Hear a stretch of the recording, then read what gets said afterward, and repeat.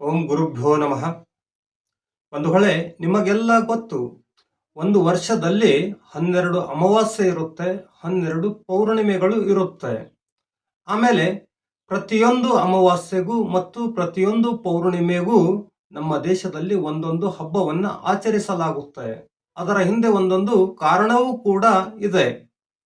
ಇವುಗಳಿಗೆ ಬಿಟ್ಟು, ಅಂದ್ರೆ ಅಮಾವಾಸ್ಯೆ ಪೌರ್ಣಿಮೆಗಳಿಗೆ ಬಿಟ್ಟು ಕೆಲವು ಜಾತ್ರೆ ಉತ್ಸವಗಳನ್ನು ಕೂಡ ಮಾಡಲಾಗುತ್ತೆ. ಪ್ರತಿ ಹಳ್ಳಿಯಲ್ಲಿ, ಪ್ರತಿ ಊರಲ್ಲಿ ಕೂಡ ಮಾಡಲಾಗುತ್ತೆ. ಬಂಧುಗಳೇ, ಹಬ್ಬ ಉತ್ಸವ ಅಂದ್ರೆ ಯಾರಿಗೆ ಆನಂದ ಆಗಲ್ಲ ಹೇಳಿ? ಎಲ್ರಿಗೂ ಆನಂದ ಆಗುತ್ತೆ ಅಂತ ನಾವು ತಿಳ್ಕೊಂಡಿದ್ದೀವಿ ಬಂಧುಗಳೇ. ಆದ್ರೆ ಹಬ್ಬ ಉತ್ಸವಗಳು ಕೂಡ ಕೆಲವರಿಗೆ ಅಪವಾದಾತ್ಮಕವಾಗಿ, ಕೆಲವರಿಗೆ ದುಃಖವನ್ನ ತರುತ್ತೆ, ಅಥವಾ ಹೇಳೋಕಾಗದಷ್ಟು ಕಣ್ಣೀರನ್ನ ಹಾಕಿಸುತ್ತೆ ಹಬ್ಬ ಉತ್ಸವಗಳು.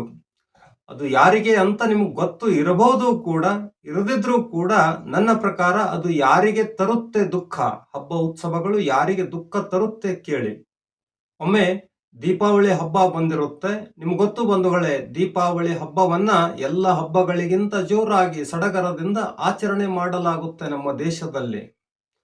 ಅಂತಹ ಹಬ್ಬದ ಸಂದರ್ಭದಲ್ಲಿ ಒಂದು ಊರಲ್ಲಿ ಊರಿನ ಜನರೆಲ್ಲರೂ ಸೇರಿ ಆನಂದದಲ್ಲಿ ಹಬ್ಬವನ್ನ ಆಚರಿಸ್ತಿರಬೇಕಾದ್ರೆ, ಊರಾಚೆ ಅಂದ್ರೆ ಊರ ಹೊರಗಡೆ ಯಾರೂ ಇಲ್ಲದಂತಹ ಸ್ಥಳದಲ್ಲಿ ಒಂದು ಮರದ ಕೆಳಗೆ ಕುಳಿತು ಒಬ್ಬ ಹುಡುಗ ಬಿಕ್ಕಿ ಬಿಕ್ಕಿ ಅಳ್ತಾ ಕೂತಿರ್ತಾನೆ.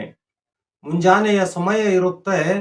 ಅದೇ ಊರಿನ ಹಿರಿಯ ಅಜ್ಜನೊಬ್ಬ ಅಲ್ಲಿಂದಲೇ ಹೊಲಕ್ಕೆ ಹೋಗ್ತಿರ್ತಾರೆ. ಆ ಅಜ್ಜನ ಕಣ್ಣಿಗೆ ಆ ಹುಡುಗ ಅಳತಾ ಕೂತಿರೋದು ಕಾಣುತ್ತೆ. ಆ ಅಜ್ಜ ಹುಡುಗನ ಹತ್ರ ಹೋಗಿ ಅಳುತ್ತಿರುವ ಕಾರಣ ಕೇಳ್ತಾನೆ. ಏನಪ್ಪ, ಊರಿಗೂರೇ ಆನಂದದಲ್ಲಿದೆ, ಇವತ್ತು ದೀಪಾವಳಿ ಹಬ್ಬ, ನಿನಗೆ ಗೊತ್ತಿಲ್ವೇ?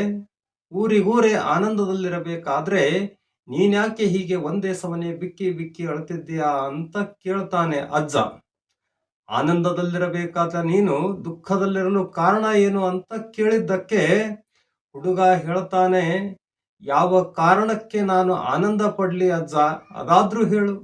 ನನ್ನ ಹತ್ರ ಉಡೋಕೊಂದು ಹೊಸ ಬಟ್ಟೆ ಇದೆ ಅಂತ ಆನಂದ ಪಡ್ಲಾ? ಮನೆಯಲ್ಲಿ ಒಂದು ಸಿಹಿ ತಿಂಡಿ ತಿನಿಸು ಇದೆ ಅಂತ ಆನಂದ ಪಡ್ಲಾ? ಇಲ್ಲ ಹಾರಿಸೋಕೆ ನನಗೆ ಪಟಾಕಿಗಳಿವೆ ಅಂತ ಆನಂದ ಪಡ್ಲಾ?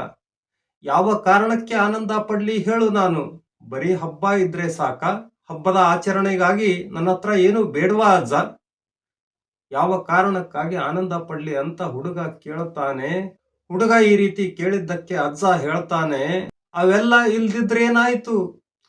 ಇಂದು ಬಲಿ ಚಕ್ರವರ್ತಿ, ಭೂಮಂಡಲದ ಅತಿ ದೊಡ್ಡ ರಾಕ್ಷಸ ಸತ್ತ ದಿವಸ.